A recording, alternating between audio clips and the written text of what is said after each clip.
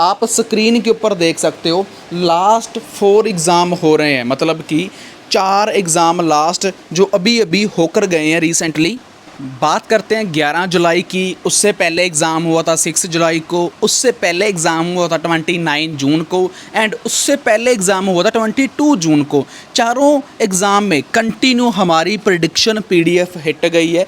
Writing 100% same, reading 1 passage 2 passage सभी exam में 100% same, speaking की प्रिडिक्शन हिट 100% सेम, और इसमें कोई झूठ नहीं है, कोई फेक नहीं है। बहुत सारे लोग ये बात बोलते हैं प्रिडिक्शन के ऊपर ट्रस्ट नहीं करना चाहिए, विश्वास नहीं करना चाहिए। तो आपकी मोबाइल स्क्रीन के ऊपर ऐसा कोई भी स्क्रीनशॉट ऐसा नहीं है कि जो हमने गूगल से लिया हो। सभी के सभी मोबाइल स्क्रीन रिकॉर्डिंग चल रही है, तीनों के तीनों आप देख सकते हो 1, 2 and 3।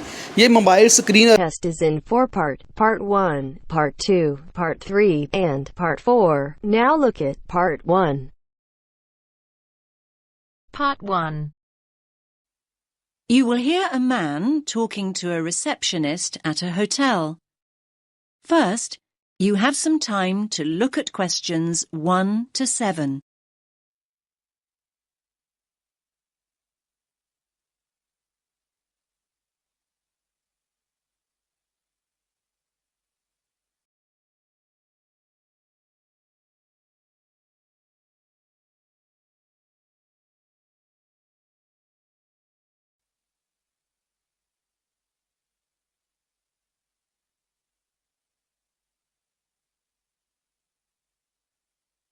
Listen carefully to the first part of the conversation and answer questions 1 to 7. Good evening, sir. Do you have a reservation? Yes, let me just check I've got everything. Sorry. Yes, a reservation. It's in the name of Hartley, Martin Hartley. Let me see. Oh, yes. Here it is.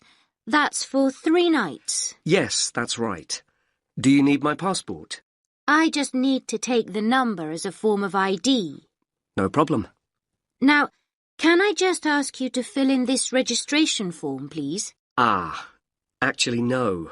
You see, I've broken my wrist. Yes, I noticed that.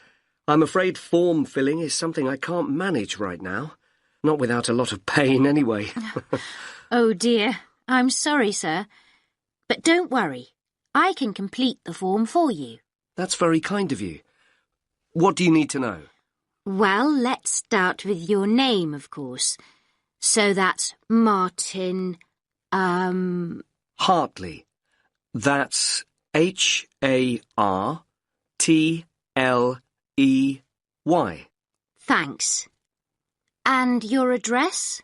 45 Carlisle Way. Could you spell Carlisle for me? Sorry. It's Carlisle.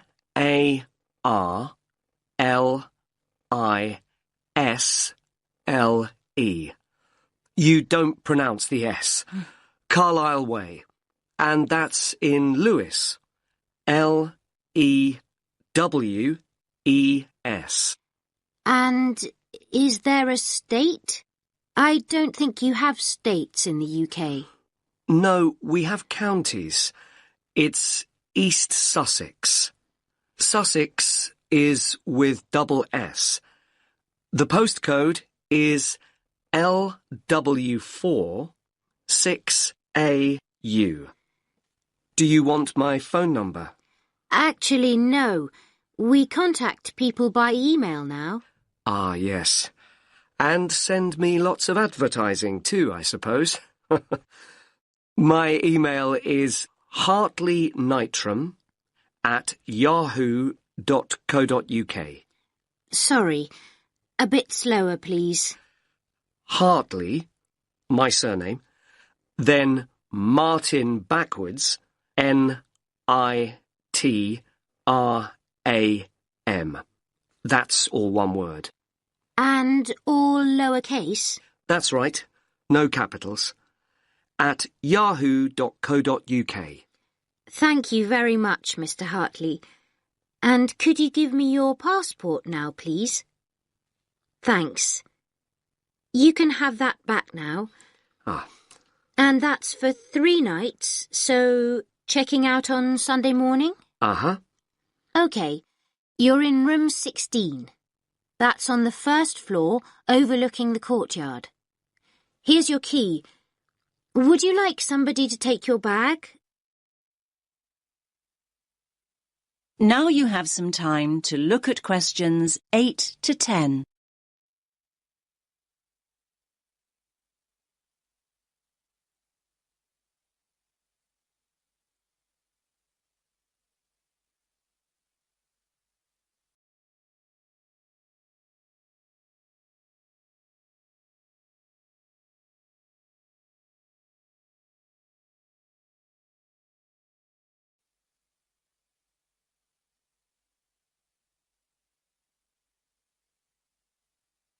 Now listen to the next part of the conversation and answer questions 8 to 10.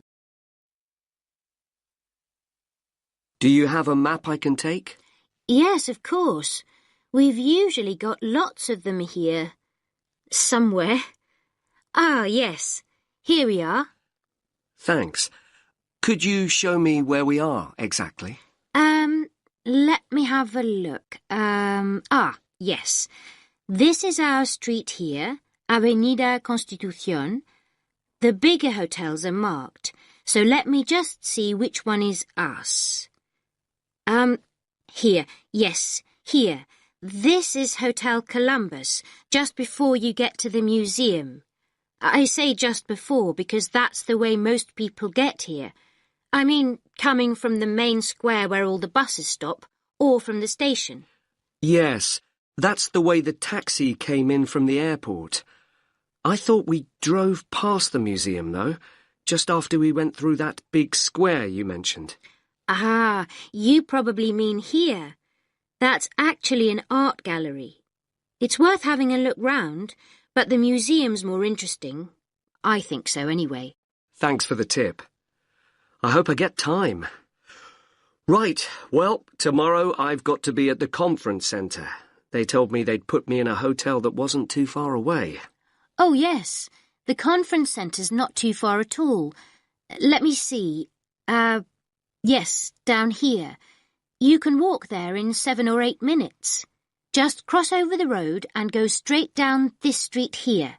That will take you towards the newer part of the city.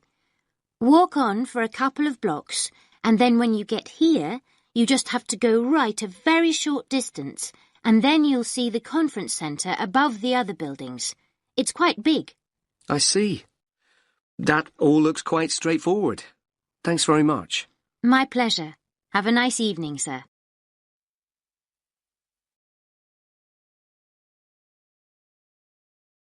That is the end of part 1. You now have half a minute to check your answers.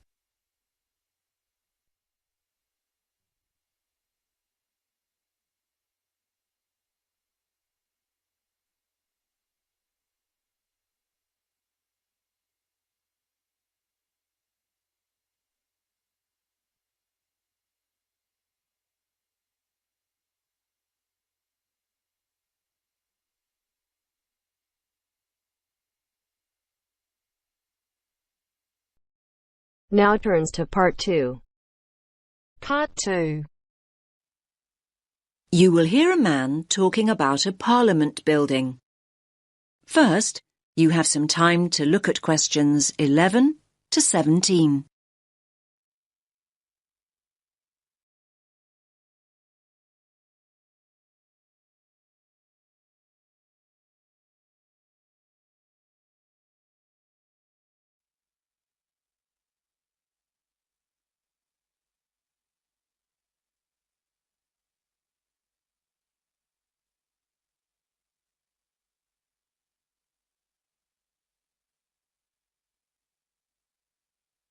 Listen carefully to the first part of the talk and answer questions 11 to 17. Good morning, everyone. Can you all see and hear me? Good. Now, my name's Dan, and I'm your guide this morning for our tour of the New Zealand Parliament. Now we're standing in the executive wing of the Parliament complex. This is where all the government ministers have their offices and where the Prime Minister and the Cabinet meet. Now most people here refer to this building as the Beehive, and no prizes for guessing why it's called the Beehive.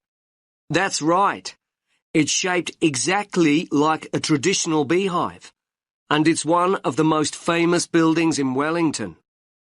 Now, I'll start with some background information about the design and construction of the building. It may come as a surprise for you to learn that the architect wasn't a New Zealander. No. In fact, it was designed by a Scottish architect, Sir Basil Spence. He designed the concept for the building during a visit he made to our city in 1964. His idea was that all the offices and rooms would radiate from a central core. Now, the Beehive was built in stages over 10 years. Construction began on building the underground car park and the basement at the end of the 1960s, in 1969. And over the next decade, the remaining floors were constructed. Yes, 1 decade later, in 1979, the first parliamentary offices moved in. Now, as you can see, the Beehive is pretty high. In fact, it's 72 metres tall. It has 10 floors above ground and an additional 4 floors below. So that's a total of 14 floors altogether. That means there's plenty of space for the many facilities available to the members of Parliament and ministers to use.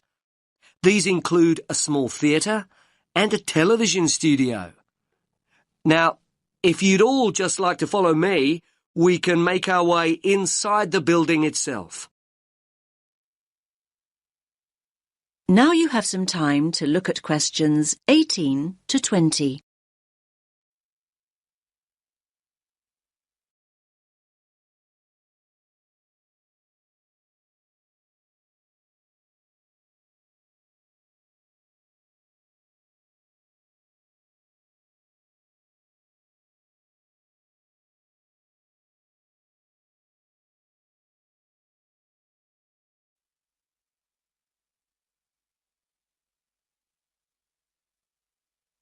Now listen to the rest of the talk and answer questions 18 to 20.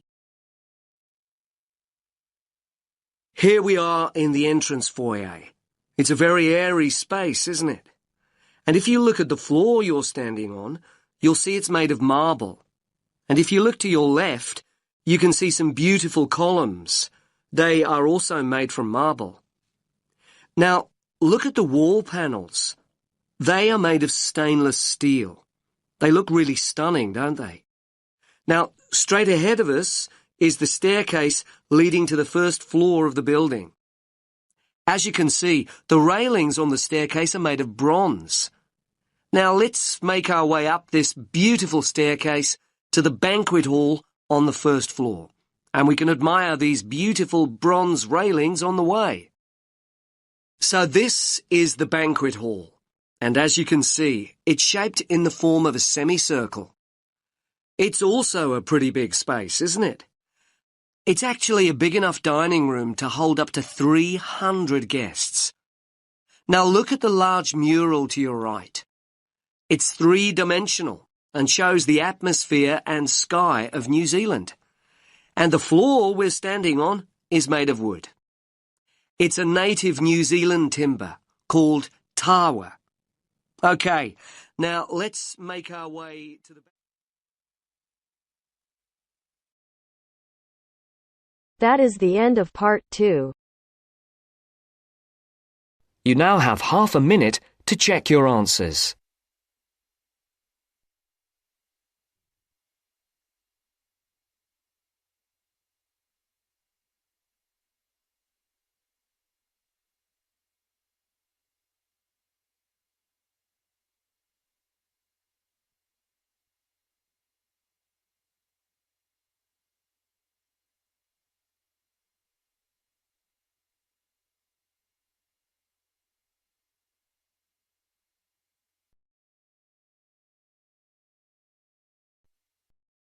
Now turns to Part 3.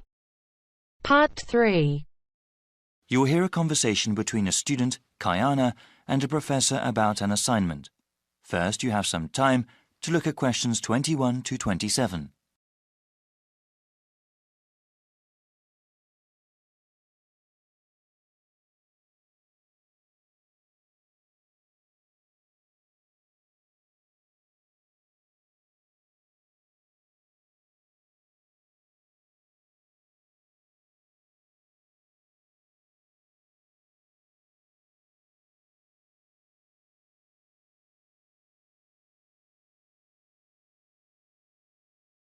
Now listen carefully and answer questions 21 to 27.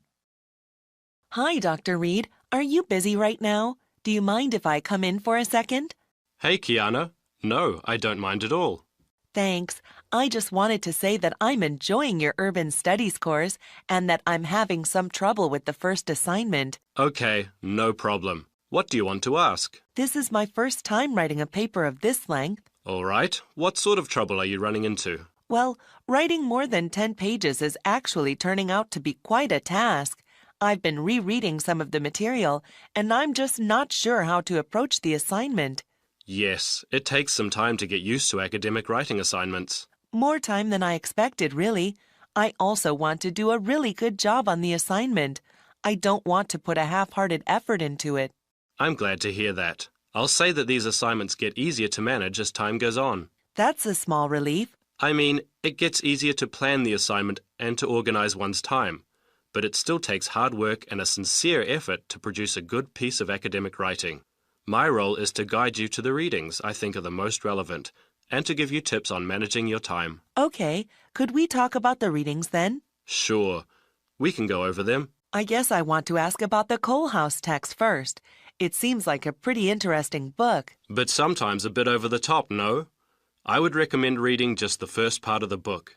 It's the most relevant to the assignment that I gave you.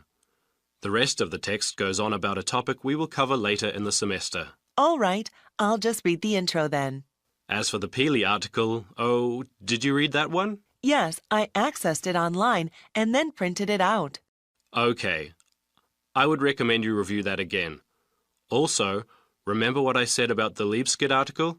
I think you told the class to focus on the research methods, right? Yes.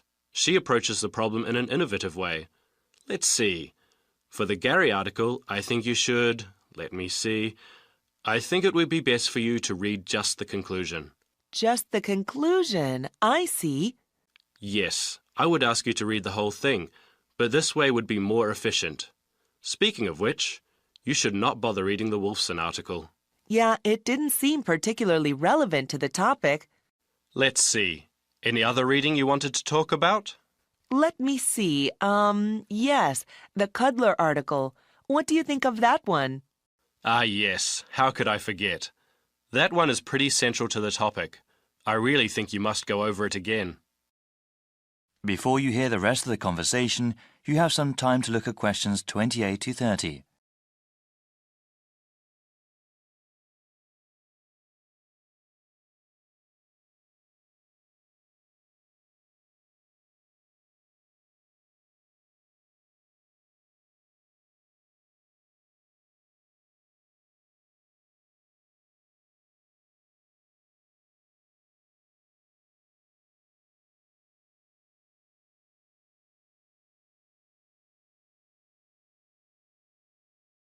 Now listen and answer questions 28 to 30. All right. Is there anything else you wanted to ask about? Yes, I wanted to ask about the line graph that you provided. It seems that the legend identifying the different parts is not there. Ah, it must not have been photocopied correctly. Here, let me explain them. They all represent percentages of the population in Manassas, okay? Line 1 here at the top is the percentage of people who were born in a foreign country. Born outside the country. Okay, and this one? The next line down, line 2 refers to the percentage of people with citizenship. All right, got it. Those making a middle-class wage are represented by the 5th line down. Okay, middle-class wage earners. And the line number 4? That is the percentage of people with a college education or higher. All right, and the one in the middle? That one is the percentage of population who are married and have children. Got it. Thank you so much, Dr. Reed. I really appreciate your help.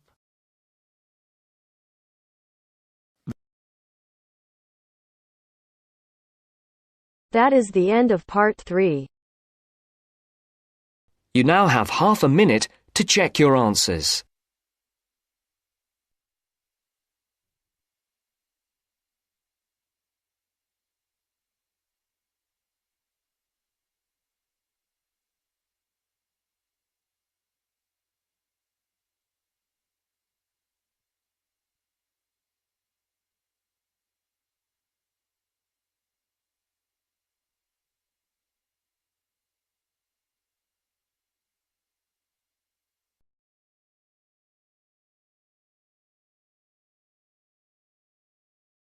Now turns to part 4. Part 4. You'll hear the first part of one lecture, in a series of lectures about environmental issues. First, you have some time to look at questions 31 to 40.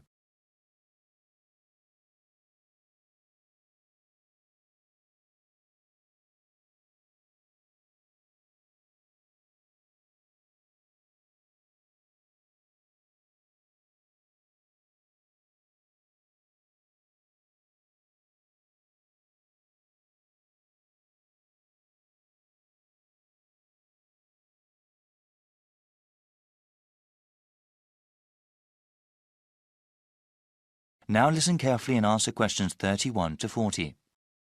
In this lecture series, we have been looking at the most pressing environmental issues that the world faces. One of those issues, global warming, has become very fashionable to talk about in the past decade. Though I'm not trying to diminish its importance as a problem, it must be understood that the effects of an increasingly warm planet will not be seen for many more decades. One problem affecting the lives of people right now is the scarcity of water. The need for fresh water will only increase as the world's population grows, especially in developing countries. In the future, changing weather patterns that come with global warming will only make the problem worse. People need water to drink, cook food, shower and wash clothes. Most of the planet is covered with water, but unfortunately only a tiny percentage of it is fit for human use. Of all the water in the world, less than 3% is fresh water. More than 2/3 of that remaining percentage is locked up in glaciers in Greenland, Antarctica and elsewhere, also unavailable for human use. The water vital for life comes from lakes, rivers, underground aquifers, rain and snow. This surface water, groundwater and precipitation is not disturbed equally across the Earth's surface. For example, Canada, which has about 0.5% of the world's people, contains about 10% of the world's readily available fresh water. Brazil makes up about 3% of the world's population, but within its borders contain nearly 12% of the world's freshwater resources. As the economies of developing countries grow, the need for fresh water also grows. One example of this has to do with the production of meat. In some countries, the demand for beef increases when people earn more money. However, raising cattle is incredibly water-intensive, requiring about 15 tons of water for 1 kilogram of grain-fed beef.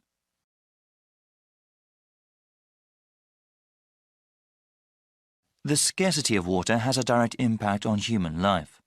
When people are forced to walk many kilometers to the nearest source of fresh water, it may take hours away from their day.